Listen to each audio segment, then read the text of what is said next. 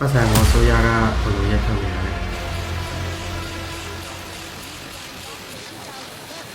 ဘာကြောင့်ငွေတန်ဖိုးအသက်အကျဖြစ်နေရတာလဲနောက်ွယ်ကကြိုးကန်နေတဲ့လူရောဘာတူလဲငွေကြေးဖုံးဖော်မှုဆိုတာဘယ်လိုမျိုးလဲ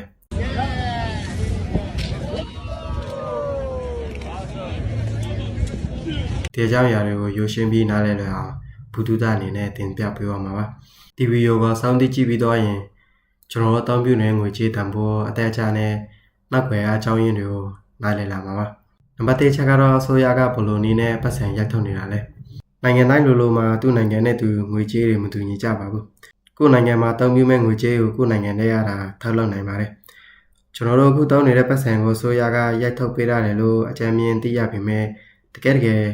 ပတ်စံရိုက်ထုတ်ခွင့်အခွင့်အာဏာကအစိုးရလက်ထဲမှာမရှိနေပါဘူးတကယ်ပတ်စံရိုက်ထုတ်ခွင့်အခွင့်အာဏာကိုနိုင်ငံရဲ့ဗဟိုဘဏ်မှာပဲရှိနေတာပါဗဟိုဘဏ်ကအစိုးရထိန်းချုပ်မှုအောက်မှာမရှိဘဲနဲ့တီးခြားရှိနေတဲ့အဖွဲ့အစည်းတစ်ခုဆိုလဲမမှားပါဘူး။ဘာကြောင့်ဒီလိုဖြစ်ရတာလဲဆိုရင်တော့နိုင်ငံတကာနိုင်ငံမှာသာအစိုးရကပတ်စံကိုရိုက်ထုတ်ခွင့်အခွင့်အာဏာရရှိသွားမယ်ဆိုရင်ဥပမာအနေနဲ့စီးရေးမညီတဲ့အခါမျိုးစီမံကိန်းတစ်ခုကြောင့်ငွေကြေးလွယ်အချက်တွေရှိတဲ့အခါမျိုးဆိုရင်အစိုးရကပတ်စံလို့ဆိုပြီးရိုက်ထုတ်ခွင့်ရရှိသွားမှာပါ။အဲဒီနောက်ဖြစ်လာမယ့်ကျိုးဆက်ကတော့အစိုးရကပတ်စံကိုလိုရိုက်ထုတ်နိုင်မယ်ဆိုရင်တော့ကိုယ်နိုင်ငံရဲ့ငွေကြေးတန်ဖိုးကလည်းကျဆင်းသွားနိုင်ပါတယ်။ဥပမာအနေနဲ့အမေရိကန်နိုင်ငံလိုပါအခုကျရင်အမေရိကန်နိုင်ငံအစိုးရဘတ်ဂျက်မလုံလောက်တဲ့ပြဿနာအနေနဲ့ရင်ဆိုင်နေရတာပါဒါဆိုရင်ငွေကိုတိုးပြီးသုံးစွဲလိုက်မယ်လို့ပြောရင်လွယ်လေးပါဒါပေမဲ့ပတ်စံထပ်တိုးသုံးစွဲလိုက်ရင်နောက်ွယ်ကကြောင်တွေ့လာနိုင်တဲ့ပြဿနာတွေကကြီးပါတယ်ဒီလိုပတ်စံထပ်သုံးဖို့ကြအစိုးရကပဲစောင့်ဖြတ်ရတာမျိုးမဟုတ်ဘဲနဲ့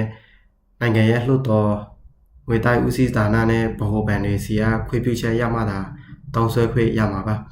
လှုပ်တော်ကအစိုးရသုံးပြုမဲ့ငွေသုံးစွဲမှုဥပဒေကိုပြန်ပြီးပြုပြင်ပေးပြီး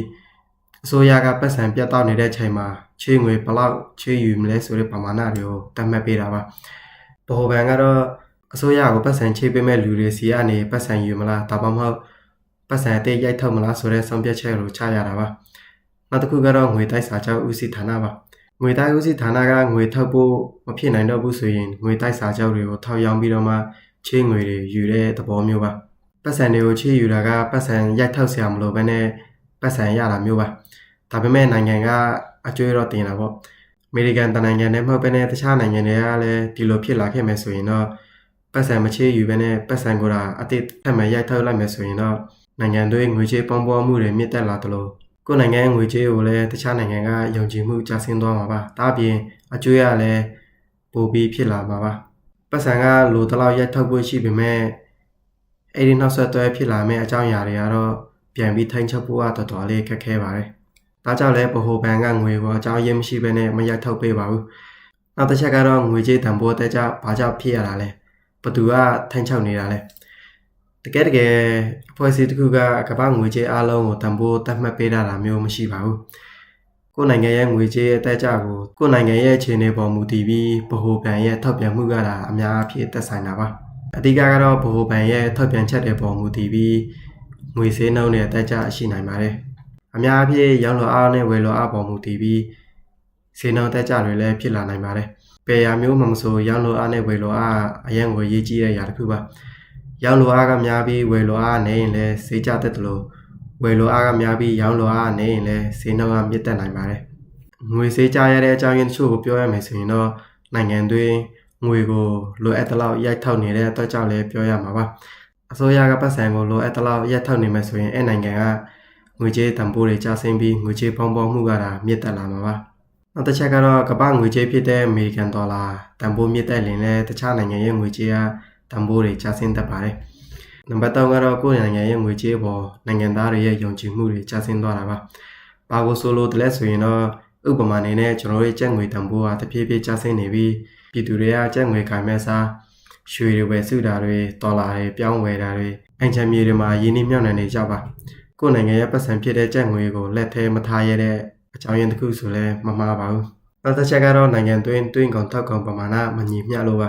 ကိုယ်နိုင်ငံကနိုင်ငံခြားတွင်းကုန်တွေပေါ်မှီခိုနေရရင်နိုင်ငံခြားငွေလိုအပ်ချက်တွေလည်းရှိလာတဲ့အတွက်